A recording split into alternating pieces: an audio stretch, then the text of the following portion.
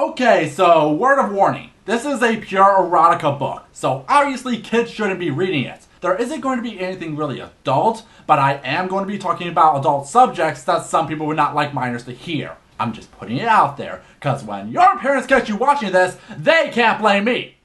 Hey, I warned you. Get ready, people. It's about to get steamy.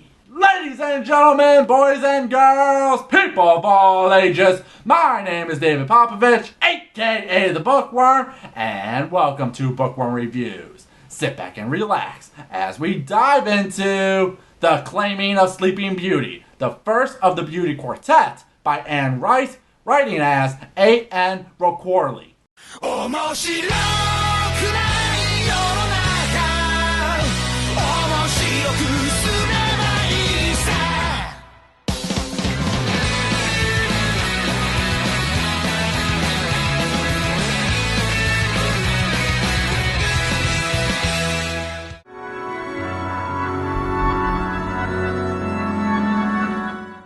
Okay, so basically the gist of the book is that it's a reimagining of Sleeping Beauty with BDSM. In fact, the story starts where the fairy tale ends, with the prince coming to the mysterious castle, long forgotten at the time since the famous curse put everyone in a deep sleep. The prince didn't believe in the tale, but upon discovering it, he finds the legendary Beauty. Her flaxen hair laid long and straight over the deep green velvet of her bed, and her dress in loose folds reveal the rounded breasts and limbs of a young woman. And you know the basics from here on out. He kisses her, breaks her out of the curse, and everyone lives happily ever after.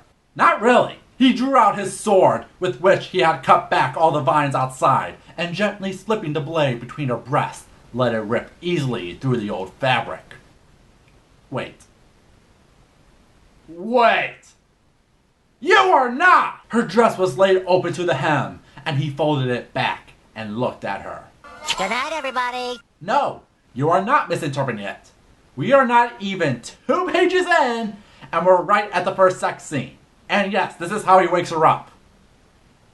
Insert Bill Cosby joke here. Now, I'm sure if you were in Beauty's position, you would have a lot to say about the matter. Nope! I am your prince, he said, and that is how you will address me, and that is why you will obey me. Okay, well, I think we need to have a good, long conversation about what transpired here, and establish some ground rules and answer me properly, he whispered. My prince, she said. Ah, he sighed. That is lovely. Okay, so it turns out in this world of Sleeping Beauty, the nobles give their sons and daughters over to the ruling house to be sex slaves for about 5 years or so, as a kind of learning experience. And since the prince woke Beauty and saved her kingdom, he claims her as his own. Why do you think it's called The Claiming of Sleeping Beauty? And that's the story. No, really, that's it. The prince wakes her up, takes her as his slave, and the rest of the book is a BDSM paradise. And I mean that. The book is literally filled with an abundance of sex or sexually appealing scenes. Say what you will about the book, at least it doesn't pussyfoot around like 50 Shades. This was written in the 1980s by Anne Rice, best known for her Interview with a Vampire novels, aka The Good Twilight. She wanted to write a book where, as she put it, you didn't have to mark the hot pages. She wrote under the pen name R.N. Roquarley to free herself from being self-conscious about what people would say about her writing a book like this.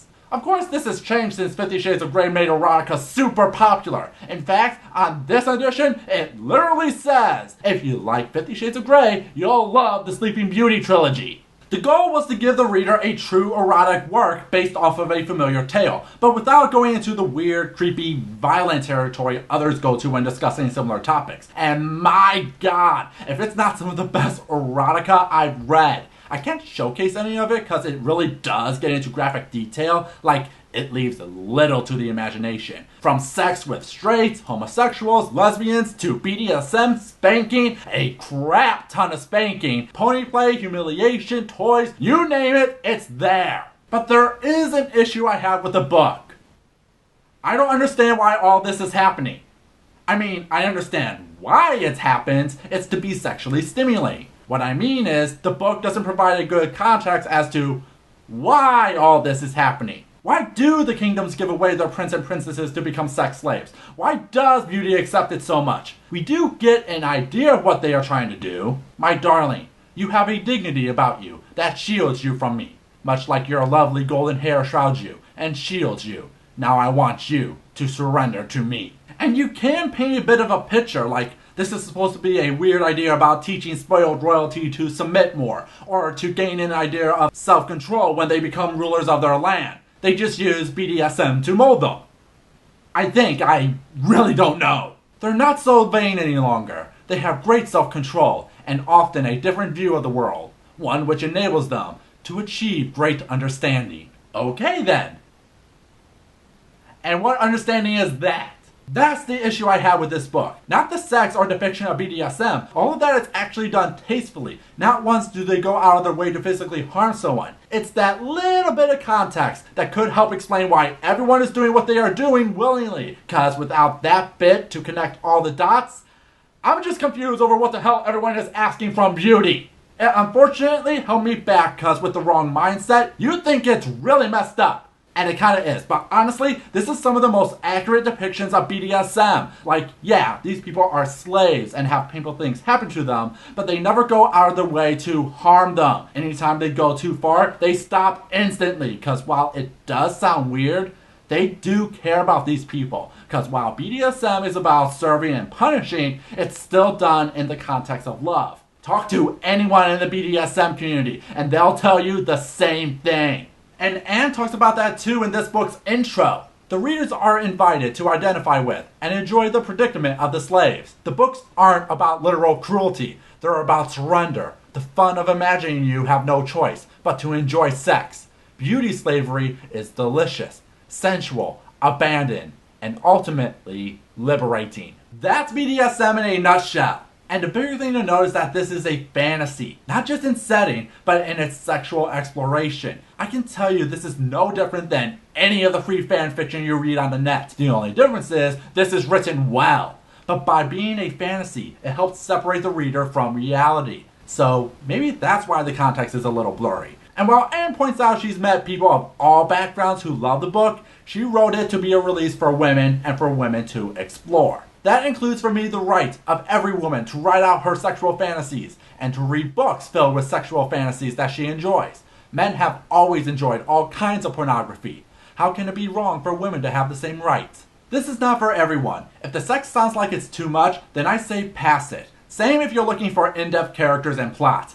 There ain't much of it here. But if you're interested in looking to a fantasy to maybe fulfill a need, give it a read and see where it goes.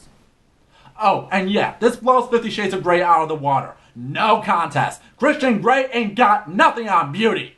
What about you, Internet? What's your opinion about the claiming of Sleeping Beauty? A special thanks to Katie Mint for suggesting the book. Thank you for your support. If you have a book you would like me to review, let me know in the comments below. And as February comes to an end, it's time to wrap up this month of bad romance. With what else? Come on. You know. It's time to return to the attic. Till next time, have a nice day.